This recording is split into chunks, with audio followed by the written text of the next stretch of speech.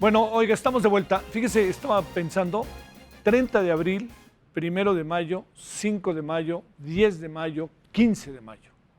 O sea, 5 fechas importantes en nuestro calendario entre cívico y festivo, y ninguna se va a poder llevar efecto, ninguna se va a poder celebrar. Nos decía ayer la dirigente máxima del Solecito, este grupo buscando a sus hijos y a sus hijas, Lucy Díaz, que pues para ellas era muy importante el Día de las Madres por lo que esto significaba, pero ahora no se va a poder. Así que 5 fechas importantes no va a haber manera de poderlas llevar efecto en una celebración de regocijo, fiesta y dolor, ¿no? Ahora sí que todo junto para como ha andado el país en las últimas décadas.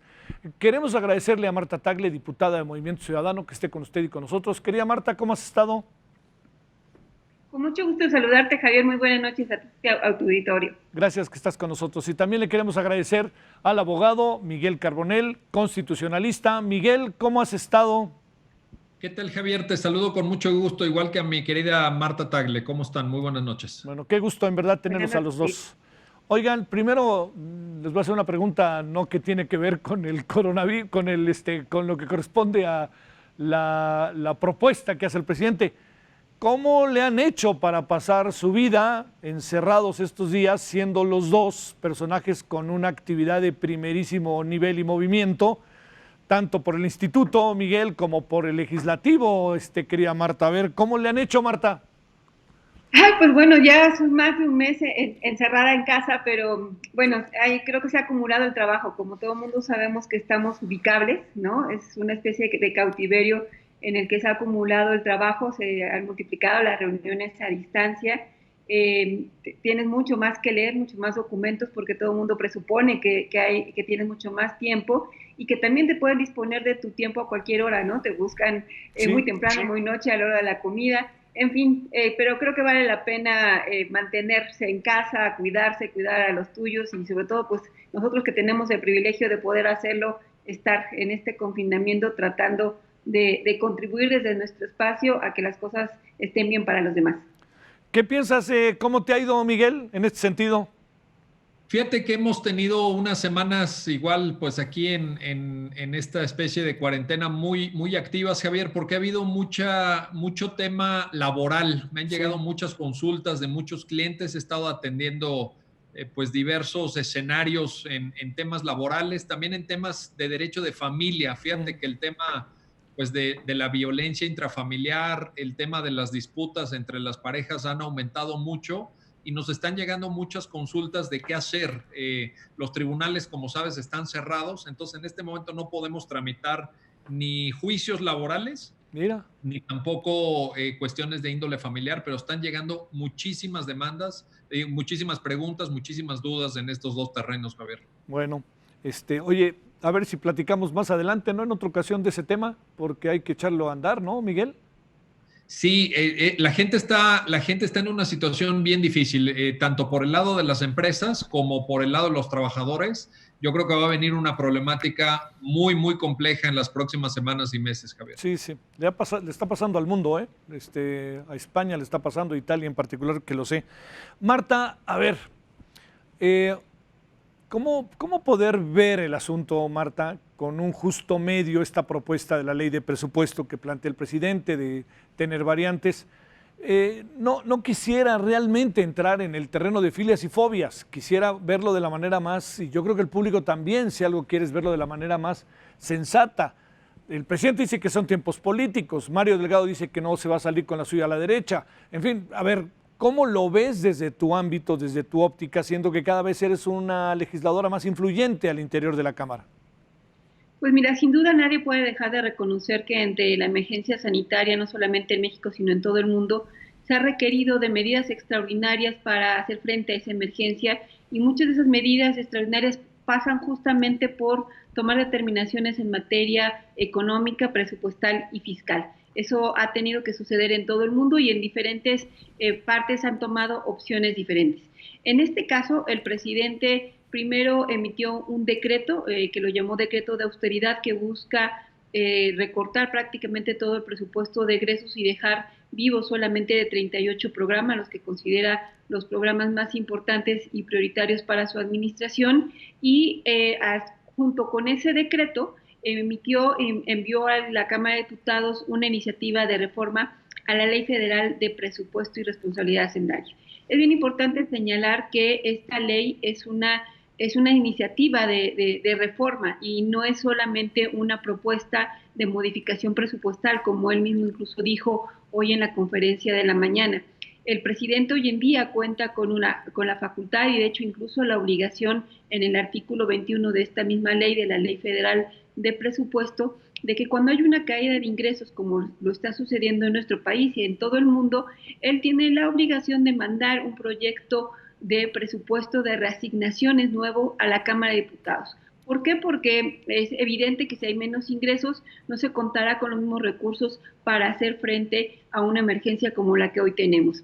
Sin embargo, el presidente no optó por esta posibilidad que le da la ley y manda una iniciativa de reforma que busca darle facultades a la Secretaría de Hacienda, y la forma en la que está presentada son facultades total y absolutamente discrecionales para que el secretario de Hacienda pueda manejar todo el presupuesto sin ningún tipo de limitación. Es decir, el presupuesto tiene varias partidas, hay presupuestos para los diferentes poderes, también para las entidades federativas, estados y municipios, para los órganos constitucionales autónomos, y simple y sencillamente busca que el secretario de Hacienda pueda hacer cualquier tipo de reasignaciones frente a cualquier emergencia económica.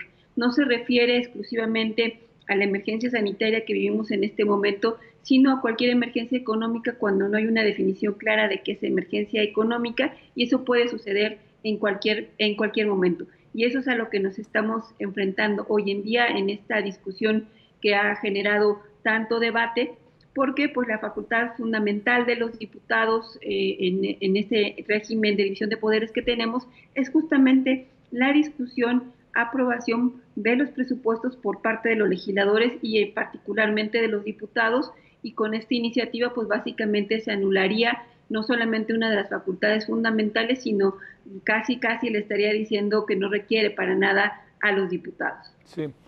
Acaba el PAN, por cierto, les informo, acaba de determinar que no está a favor del periodo extraordinario en el Senado. Vamos a ver qué pasa en las próximas horas al respecto. ¿Cómo ves las cosas, Miguel Carbonell? A ver, a mí me preocupan dos cuestiones, Javier, y yo creo que Marta ya lo ponía, ¿no?, en la mesa. La primera es que en términos de la iniciativa presentada por el presidente de la República, queda demasiado abierto el supuesto o la definición de en qué momento se activaría lo que está pidiendo el presidente. Es decir, en otras palabras, Javier, sí, ¿qué se entiende por emergencia económica? Exacto. Entonces, esto no puede quedar abierto, porque entonces, si queda de esta manera, pues prácticamente la Cámara de Diputados estaría delegando o estaría abdicando de su facultad de determinación presupuestal, el llamado poder de la bolsa, así se le conoce coloquialmente. Entonces, ahí hay un primer tema de disputa o de discusión que tiene que ser analizado con detalle, no puede quedar tan abierto así como fue presentada la iniciativa. Dos, me preocupa también el hecho de que ya hoy, en términos de la ley, como la propia Marta lo señalaba, ya existen ámbitos de discrecionalidad en el ejercicio del gasto público. De hecho, si nos comparamos con otros países, Javier, pues en México el dinero público se gasta con gran discrecionalidad. Hay determinaciones muy generales en el presupuesto de egresos que hace año con año la Cámara, pero en general hay mucha discrecionalidad. La pregunta importante es, ¿por qué queremos en este momento aumentar esa discrecionalidad? ¿Que esto nos conviene? Porque ahorita está el contexto de la pandemia, pero si esto queda en una ley, Javier, pues esto va a seguir por los años de los años. Sí. Entonces, yo veo ahí dos problemas muy serios, ¿no? Muy graves. Marta, la parte que corresponde hoy a lo que el presidente dijo, no sé en qué tono habrá querido mencionarlo, pero al fin y al cabo lo dijo, que lo plantean ahora que vienen tiempos, ahora que vienen elecciones. ¿Cómo interpretar esa parte? ¿Le encontraste como alguna cuadratura a ese asunto? Pues me parece que se ve reflejado en el espejo el presidente, porque en varias iniciativas el que realmente está pensando en los tiempos políticos es el presidente de la República. ¿Por qué lo decimos? Porque efectivamente no hace falta en este momento reformar la ley de esa forma. Él podría mandar este proyecto de reasignaciones a la Cámara de Diputados y con la mayoría que tiene en este momento en el Congreso pasaría sin ningún problema. Y sin embargo no opta por eso y prefiere modificar la ley y aumentar la discrecionalidad, porque entre otras cosas nos parece que está de por medio la posibilidad de que en las siguientes elecciones en el 2021 no pueda volver a tener la mayoría que tiene en la Cámara de Diputados y que él requerirá para controlar el presupuesto. Y está aprovechando la emergencia sanitaria para hacer este tipo de reformas. Y entonces nos parece que más bien el carácter político de esta iniciativa lo tiene él. Y también mencionaba en la conferencia de la mañana que no es igual que los anteriores, que no busque ejercer de manera discrecional el presupuesto, y me parece que es exactamente lo contrario. No solamente se generaría mayor discrecionalidad en el uso de los recursos públicos, que hay que decirlo, son recursos de todos los contribuyentes en el país, sino que además lo haría por ley. O sea, está buscando generar una facultad que tendría el titular del Ejecutivo por encima incluso de la Constitución y de la división de poderes, que ningún otro gobierno se había autoasignado y que quiere aprovechar, insisto, la mayoría que tiene en este momento para hacer este tipo de reformas legales, Javier. Sí. Oye, Miguel, ¿qué podría pasar? Digamos, vamos a suponer que como decíamos en años anteriores, ¿no, Miguel? Echan a andar la maquinaria y acaban aprobando esto, convencen a partidos de oposición. ¿Qué tendríamos ahí? ¿Una aberración jurídica? ¿Nos tendríamos que ir a la corte? ¿Qué podría pasar? Fíjate que yo sí creo que si se logran los votos, está por ver porque todavía en la Cámara de Senadores pues no está clara esa mayoría, pero digamos, si estuviéramos en el escenario en el que se pudieran lograr los votos, avisoro sin género alguno de dudas una gran litigiosidad constitucional. ¿Por Sí. qué? Pues porque naturalmente habrá entidades federativas, sobre todo aquellas que no están gobernadas o encabezadas por gobernadores de Morena, que no van a estar de acuerdo para nada con esto. Habrá municipios que van a interponer controversias constitucionales. Seguramente se podrá estar cerca de la mayoría del número de legisladores que exige la Constitución para presentar una acción de inconstitucionalidad ante la Suprema Corte. Y luego también esto puede suponer afectaciones a los llamados fondos metropolitanos, que son recursos que se dan a las grandes áreas urbanas, como puede ser el Valle de México, como puede ser la zona metropolitana de Guadalajara o la zona metropolitana de Monterrey, que también verían afectadas sus finanzas y que sin duda van a impugnar esto, porque, pues te digo, parece que es como una especie de cheque en blanco en los términos en los que viene la iniciativa, por lo menos. Entonces, esto dará lugar a una gran litigiosidad constitucional desde mi punto de vista. ¿Tiene imprecisiones el documento per se? Hemos hablado con algunos abogados que nos han dicho que tiene muchas imprecisiones, que podrían esas imprecisiones ser de inmediato fácilmente rebatibles. Sí, nos parece sin duda que contraviene el artículo 74 constitucional, donde es facultad exclusiva de la Cámara de Diputados el control presupuestal. Y además, efectivamente, la iniciativa pues carece de técnica legislativa. Nos parece que, como incluso lo vimos en el propio decreto, no está ni siquiera fundamentada y fácilmente se caería. Por eso creemos que antes de llegar al escenario de tener que justamente llevar esto ante la Suprema Corte de Justicia de la Nación, porque tendríamos muchos elementos para hacerlo, van a pasar muchas cosas. Primero, este viernes está convocada la Comisión de Presupuesto en la Cámara de Diputados para discutirla y aparentemente van a discutirse modificaciones. Y también el mismo viernes se instalará la Comisión Permanente y, como decía Miguel Carbonell, ahí se va a discutir el acuerdo para convocarse al periodo extraordinario. Un acuerdo de esta naturaleza en la Comisión Permanente requiere de 2/3 partes y es justo ahí donde todavía está discusión si Morena y sus aliados alcanzarán la mayoría para que este acuerdo avance. Si avanza, tendríamos un periodo extraordinario y se tendría que discutir en la Cámara de Diputados, pero todavía faltan muchas cosas. Esperamos que además las voces que hay dentro de Morena, que son muchas, se hagan escuchar de manera más fuerte, pues para poner un alto a este tipo de iniciativas y a modificarla, pues, realmente para que no busque pues anular a la Cámara de Diputados. A ver, Miguel, no, aguántame tantito. Una pregunta técnica, Marta. No hay ni para qué convocar a un periodo extraordinario si no tenemos todo el asunto amarrado, ¿no?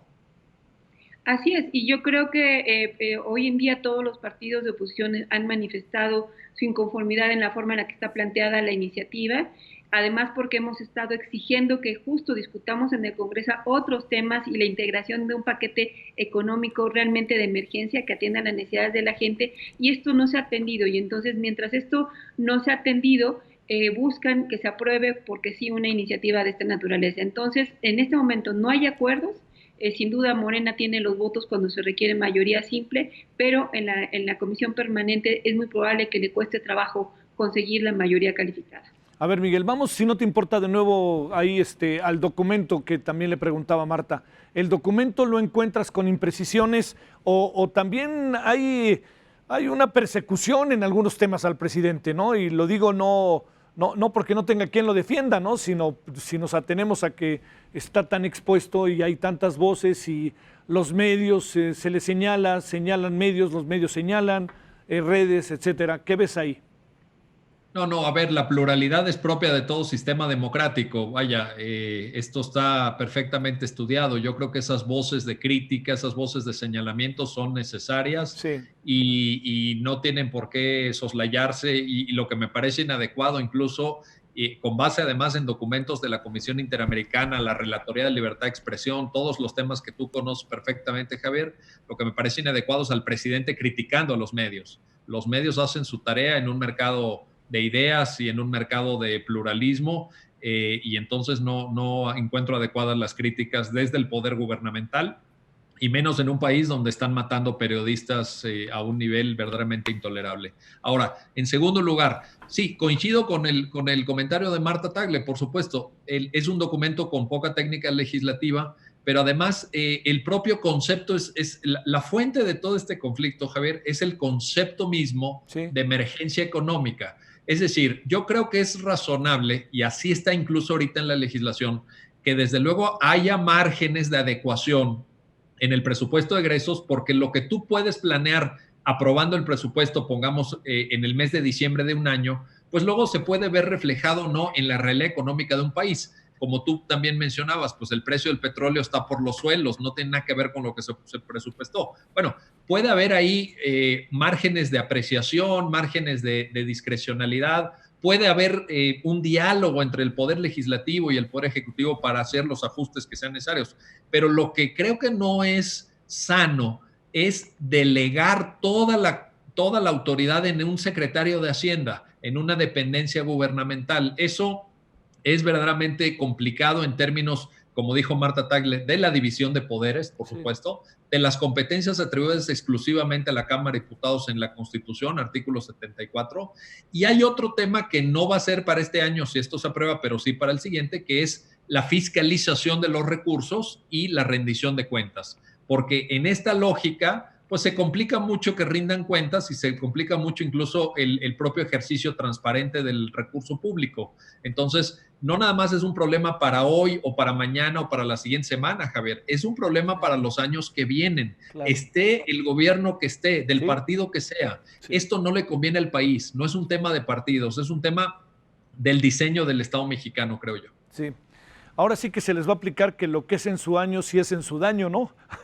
Y también pues sí, pero hay que ser cuidadosos porque las leyes son de todos y la Constitución es de todos. Bueno, y luego si nos atenemos a que las finanzas se manejan desde el Palacio Nacional o desde Los Pinos, se decía en otra época, ¿para qué queremos? Marta, muchas gracias que estuviste con nosotros. No, al contrario, muchas gracias a ti, Javier. Muy buenas noches y un gusto platicar también con Miguel Carbonell. Sí, es un gusto para mí conversar con los dos. Miguel, muchas gracias. Igualmente, Javier, un fuerte abrazo. Saludos para Marta Tagle. Hasta luego, buenas noches. Muchas gracias. Bueno, entonces viene, le diría yo, mañana un día, estos días muy importantes. Se va a discutir esto que creo que hay suficientes elementos para, yo diría que para reconsiderarlo, no para hacerlo a un lado, todo lo contrario. Todos sabemos que hay un conjunto de circunstancias, sino claramente tener definidas las diferentes responsabilidades a lo que vamos a enfrentar. Yo creo que eso es una de las grandes claves del asunto.